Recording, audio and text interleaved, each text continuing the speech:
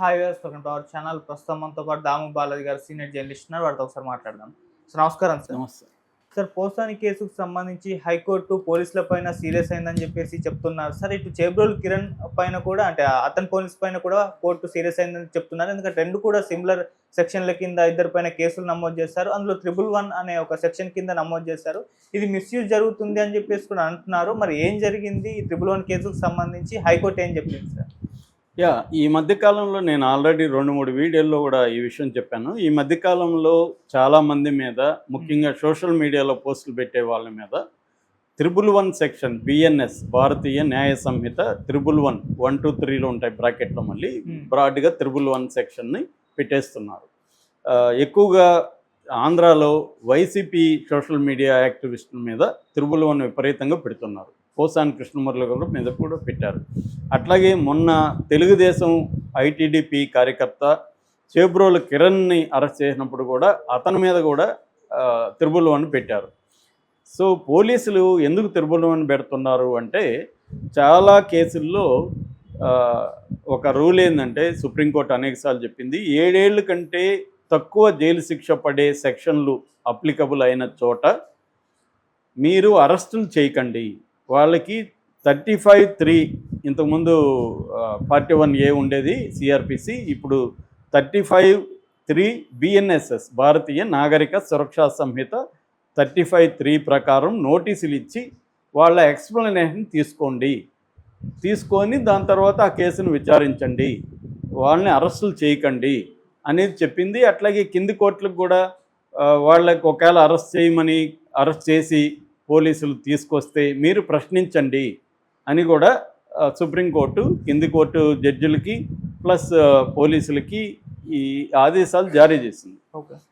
దాంతో వీళ్ళు ఏం చేస్తున్నారు, 7 ఏళ్ళ కంటే ఎక్కువ శిక్షలు పడే సెక్షన్లు ఏమున్నాయని చూస్తున్నారు. వీళ్ళకి 111 దొరికింది కొత్తగా. బిఎన్ఎస్ చట్టంలో 111 అనే యాక్ట్ ఒక సెక్షన్ దొరికింది. ఆ సెక్షన్ ఏం చెప్తుందంటే, ఆర్గనైజ్డ్ క్రైమ్కి సంబంధించిన ఇది చెప్తుంది. ఆర్గనైజ్డ్ క్రైమ్లో క్రైమ్ సిండికేట్ మెంబర్గా ఉన్న, ఆర్గనైజ్డ్ క్రైమ్ సిండికేటు మెంబర్గా ఉన్న వాళ్ళకి ఆశ్రయం ఇచ్చినా, లేకపోతే ఆర్గనైజ్డ్ క్రైమ్లో నుంచి వచ్చే డబ్బులు నువ్వు తీసుకున్నా వస్తుంది. ఇంకా కొన్ని ఉన్నాయి, నేను తర్వాత దీన్ని వివరిస్తాను. అసలు ఈ సెక్షన్ని ఎందుకు మిస్యూజ్ చేస్తున్నారు ఇవన్నీ కూడా తర్వాత మాట్లాడుకుందాం. ముందు అసలు ఈ ఇద్దరు జడ్జిలు, high court judge, Mangalagiri court judge, ఇద్దరు కూడా దీని మీద ఏం మాట్లాడారు అనేది ముందుగా మనం మాట్లాడుకుందాం. ఫస్ట్ మనం పోసాని కృష్ణమురళి మాట్లాడుకుందాం. పోసాని కృష్ణమురళి మీద ఆల్రెడీ 17 కేసులు ఉన్నాయి. ఆయన మీద కూడా 111 పెట్టారు. 111 పెట్టడం మీద గతంలో కూడా హైకోర్టు ఆదేశాలు జారీ చేసింది. 111 ఎందుకు పెడుతున్నారు, కంప్లైంట్లో లేని సెక్షన్లు పెట్టకూడదు, మీరు పెడుతున్నారు. పెట్టినప్పుడు కింది మేజిస్ట్రేట్లు, క్రిమినల్ కోర్టులో ఉండే మేజిస్ట్రేట్లు, మీరు మెకానికల్గా రిమాండ్ ఇచ్చేస్తున్నారు, మీరు పోలీసుల్ని ప్రశ్నించాలి. అరే భయ్ ఎందుకు పెట్టారు, ఇది కంప్లైంట్లో లేదు కదా, మీరెందుకు ఈ సెక్షన్ పెట్టారని అడగాలి. అడగకుండా పోలీసులు రిమాండ్కి ఇవ్వమంటే మీరు రిమాండ్కి మెకానికల్గా ఇచ్చేస్తున్నారని కూడా హైకోర్టు మాట్లాడింది.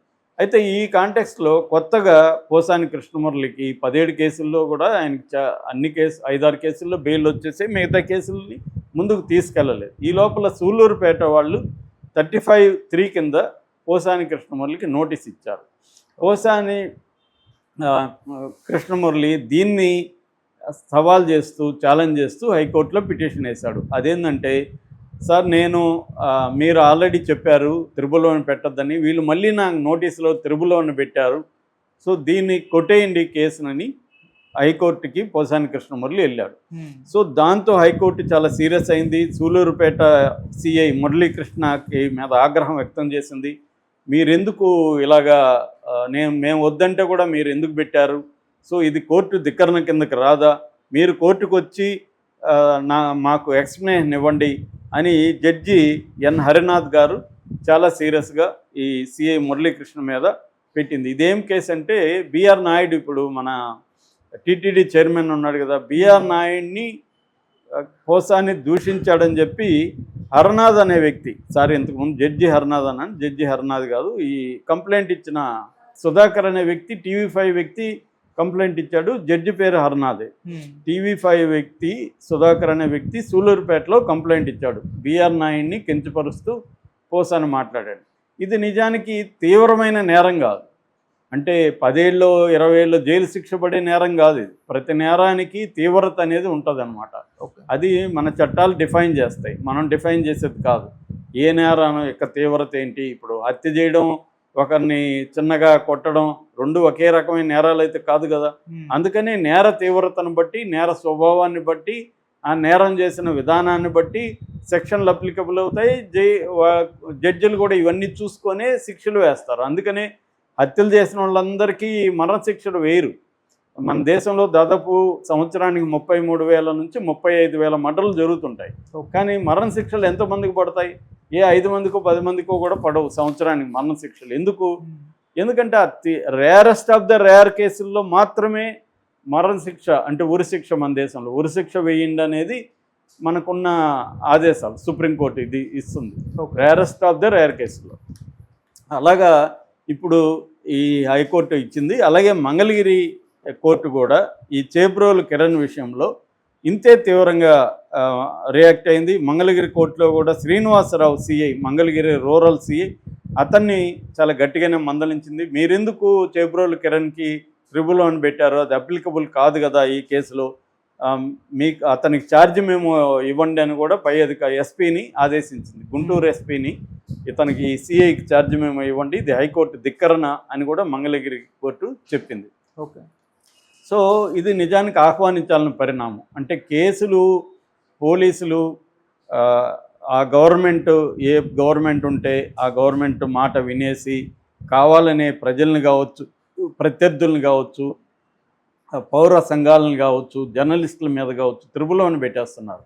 ఇక్కడ కూడా రేవంత్ రెడ్డి కూడా తమ ఒకప్పటి గురువు అయిన చంద్రబాబు అడుగుజాడల్లో నడుస్తూ జర్నలిస్టుల మీద కూడా త్రిబుల్ పెడుతున్నారు. మొన్న రేవతి అనే జర్నలిస్ట్ ఇంకొక ఆమె కొలీగ్ అరెస్ట్ అయినప్పుడు వాళ్ళ మీద కూడా త్రిబుల్ పెట్టారు. సో ఇలా పెట్టి మామూలుగా అయితే 7 ఏళ్లకు ముందున్న వాటిలో అరెస్ట్ చేయకూడదు కాబట్టి without the permission of magistrate, అంటే నాన్ కాగ్నిజబుల్ కేసులు, బెయిలబుల్ కేసుల్లో అరెస్ట్ చేయలేము. ముందస్తుగా పర్మిషన్ తీసుకోవాలంటే మేజిస్ట్రేట్ దగ్గర నుంచి అరెస్ట్ వారెంట్ తీసుకొనే చేయాలి. అందుకని వీళ్ళు ఏం చేస్తున్నారంటే త్రిబుల్ పెడుతున్నారు. త్రిబుల్ ప్రాబ్లం ఏంటంటే వివేక్గా ఉంది అక్కడ.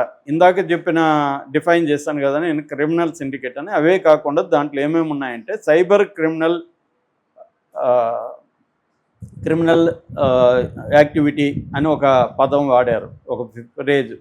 Severe consequences, having severe consequences ఉండే సైబర్ క్రైమ్ అని వాడారు. సివియర్ అంటే ఏంటి?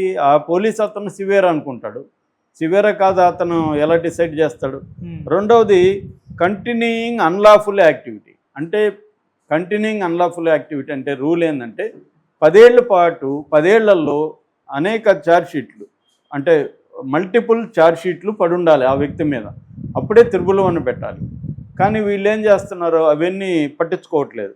అంటే హవాలా, ఫర్ ఎగ్జాంపుల్ హవాలా ట్రాన్సాక్షన్ కూడా ఈ చట్టంలో వర్తిస్తుంది, సైబర్ క్రైమ్ వర్తిస్తుంది, హ్యూమన్ ట్రాఫికింగ్ వర్తిస్తుంది, ల్యాండ్ గ్రాబింగ్ వర్తిస్తుంది.